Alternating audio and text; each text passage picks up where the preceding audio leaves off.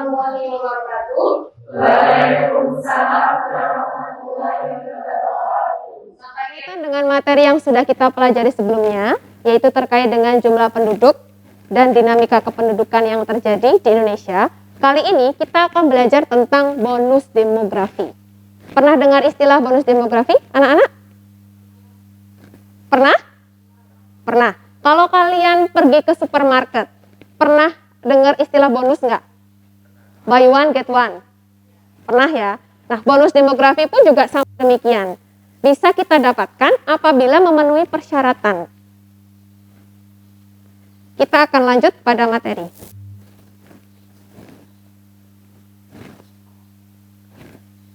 Bisa Nana lihat pada gambar di depan, adanya suatu piramida penduduk.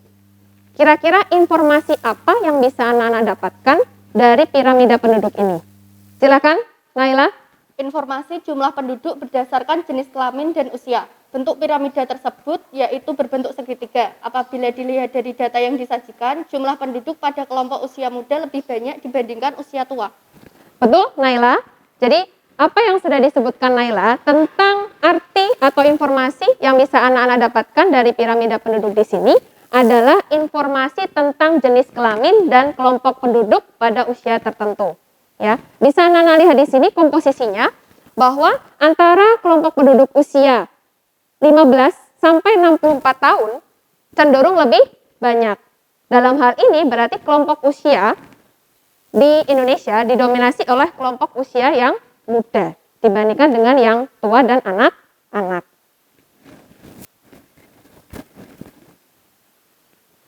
Pada garis biru di sini bisa Nana lihat pada kelompok penduduk usia yang produktif, yaitu antara kelompok penduduk usia 15 sampai dengan 64 tahun.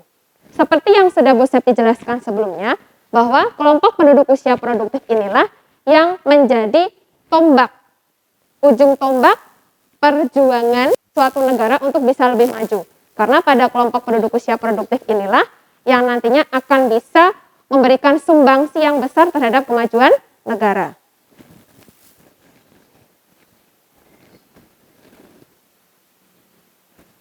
Berikutnya, kita akan belajar tentang apa arti dari bonus demografi. Bonus demografi ini merupakan suatu fenomena di mana penduduk usia produktif lebih banyak dibandingkan dengan kelompok penduduk usia yang tidak produktif. Kenapa bisa akhirnya penduduk usia produktif itu lebih banyak dibandingkan yang tidak produktif? Karena pada fenomena bonus demografi ini terjadi penurunan angka kelahiran secara signifikan. Akibat apa? Adanya program keluarga berencana dari pemerintah. Coba saya tanya kepada anak-anak, kira-kira dalam satu anggota keluarga, berapakah jumlah saudara kalian? 3. Ada yang 1? 2? Ada. Nah, ini memberikan gambaran kalau terjadi penurunan angka kelahiran. Kalau kita bandingkan dengan jumlah saudara yang dimiliki oleh orang tua kalian, cenderung lebih banyak. Ada yang 5, ada yang 6, bahkan ada yang 7. Nah, ini memberikan gambaran kalau pada zaman dahulu, bukan zaman dahulu ya, tetapi pada masa era ibu kalian, jumlah kelahirannya itu tinggi. Sedangkan semakin lama, jumlah kelahiran yang terjadi semakin menurun. Itulah yang menyebabkan akhirnya kelompok penduduk usia produktif lebih banyak dibandingkan pada kelompok penduduk usia yang tidak produktif. Gitu ya. Nah, puncak dari bonus demografi diperkirakan pada tahun 2030. Karena pada 10 tahun dari sekarang, kalian ini sudah mencapai usia yang produktif atau yang matang. Dalam hal ini berarti kalian sudah siap untuk bekerja. Ya enggak? Seperti itu. Gambarannya tentang bonus demografi. Tadi saya juga sudah menyebutkan ke anak-anak, kalau yang namanya bonus itu bisa kita capai kalau memenuhi persyaratan. Ya enggak? Beli 1 gratis 1. Ya. Beli 2 gratis 1. Kalau hanya beli kalau yang beli 2 gratis 1, kalau kalian hanya membeli 1, kira-kira gratis 1 enggak? Enggak. Sama halnya dengan bonus demografi ini, anak-anak, konsepnya. Bonus demografi ini keuntungannya bisa kita dapatkan kalau memenuhi persyaratan. Ya, kalau nggak memenuhi persyaratan gimana? Akhirnya jadi kerugian. Keuntungan bisa kita dapatkan kalau memenuhi persyaratan. Kalau nggak bisa memenuhi persyaratan, maka tidak akan bisa menjadi keuntungan, tetapi malah justru jadi kerugian. Beberapa contoh negara yang sempat pernah mengalami fase bonus demografi ini adalah negara Korea. Pada kala itu komposisi penduduk pada negara Korea lebih banyak yang usia muda. Tetapi mereka bisa mempersiapkan dengan baik anak-anak muda di sana dengan cara meningkatkan keterampilan. Ya, sehingga bisa menjadi keuntungan dan sekarang bisa jadi negara maju. Dan bahkan semua produk ya, fashion, style negara Korea kalian tiru. Beberapa, tidak semuanya. Ya kan? Itu salah satu contoh. Nah, bisa jadi kerugian, maka akan bisa menghasilkan beberapa permasalahan baru. Ya, Nak ya. Sehingga kalian sebagai generasi muda ya, penduduk usia produktif hendaknya bisa mempersiapkan diri dengan baik terkait dengan bonus demografi ini. Apa saja keuntungan dan kerugian yang bisa kita dapatkan dari bonus demografi ini? Antara lain adalah dari segi keuntungan, bertambahnya jumlah tenaga kerja.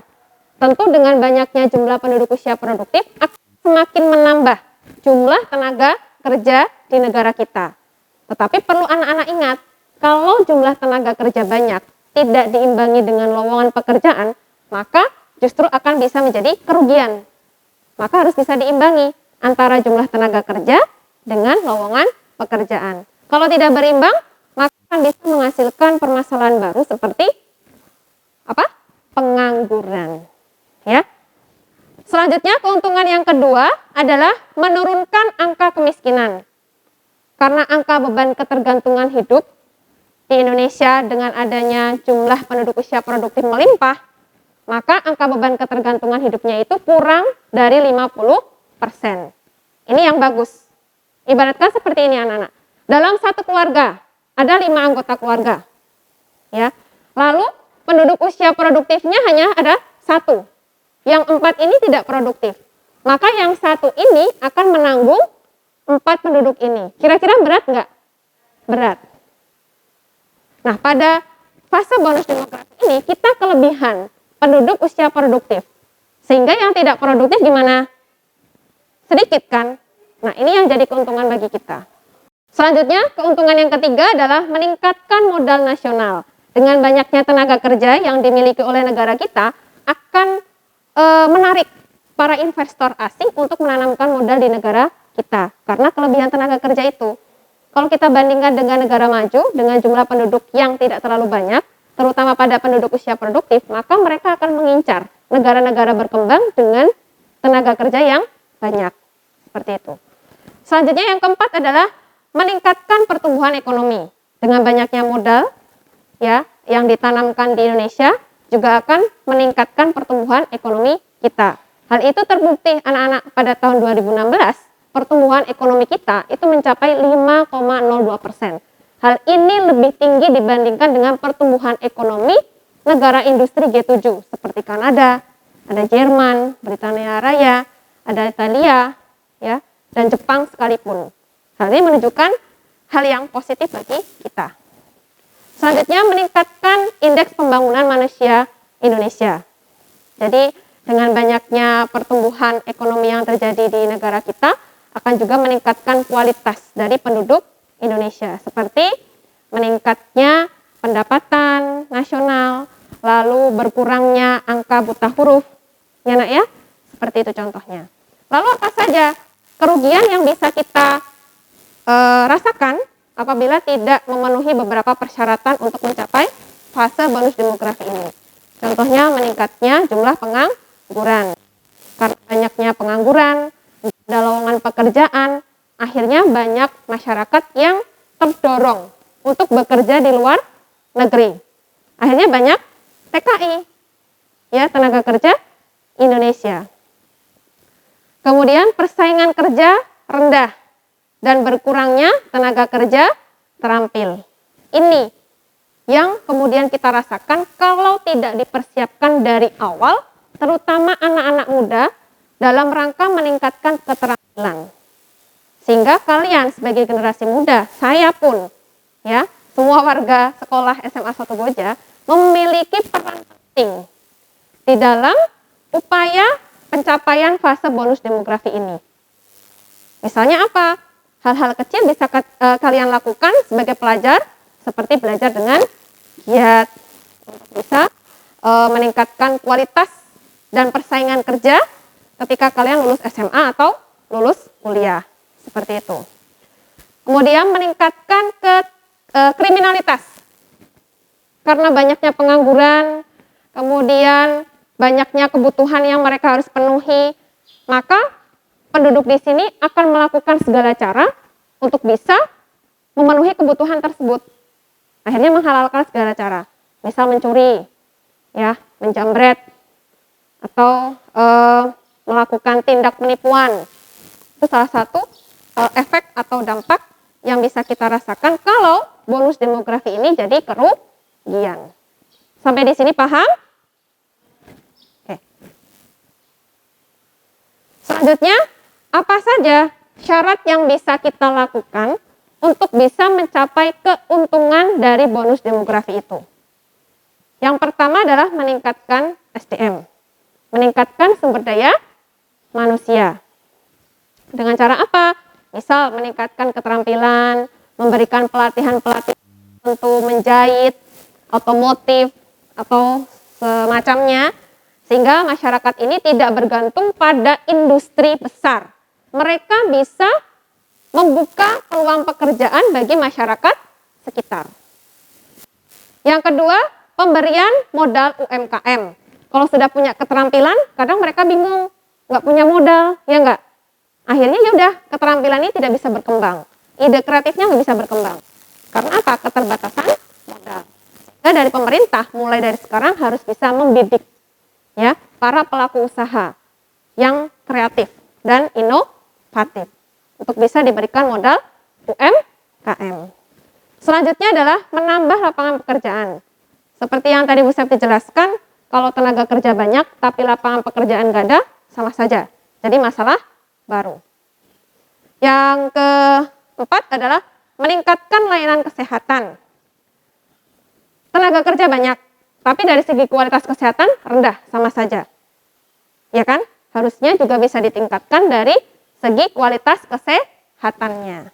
Yang terakhir adalah meningkatkan kerjasama dengan investor asing. Jangan sampai investor yang menanamkan modal di negara kita malah jadi kerugian bagi kita. Harusnya bisa jadi keuntungan. Seperti itu. Sehingga anak-anak, ayo kita bersama-sama. Jangan sampai keuntungan yang bisa kita raih justru malah bisa menjadi kerugian. Sebagai generasi bangsa, hal kecil bisa kita lakukan untuk bisa melakukan perubahan yang besar bagi negara kita sendiri.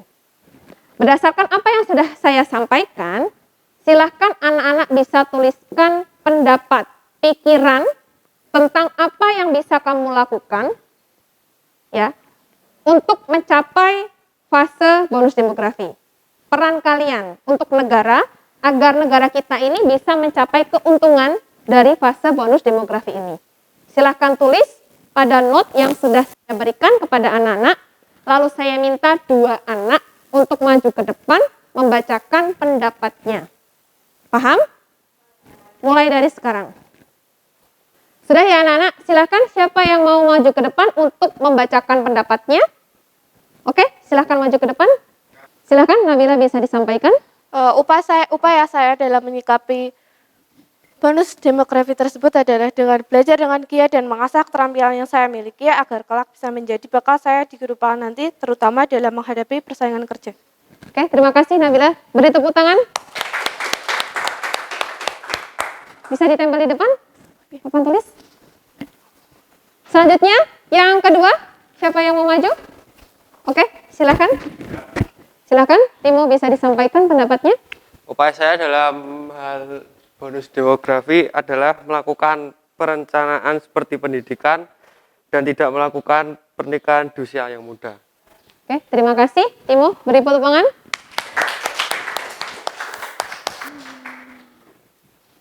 Dari apa yang sudah kita pelajari tadi, simpulan apa yang bisa kalian dapatkan, anak-anak? Saya. Oke, silahkan.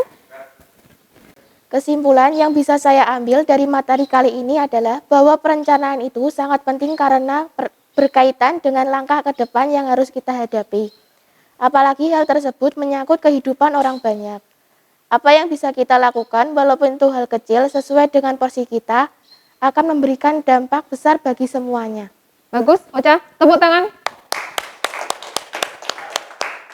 Dengan Ocha sudah menyimpulkan materi yang sudah kita sampaikan saat ini, maka dengan demikian materi tentang bonus demografi sudah selesai kita bahas. Oleh karena itu, pembelajaran sebelumnya akan kita bahas tentang pendudukan. Begitu, anak-anak? Dan atensinya, kurang lebihnya mohon maaf, saya akhiri. Wassalamualaikum warahmatullahi wabarakatuh.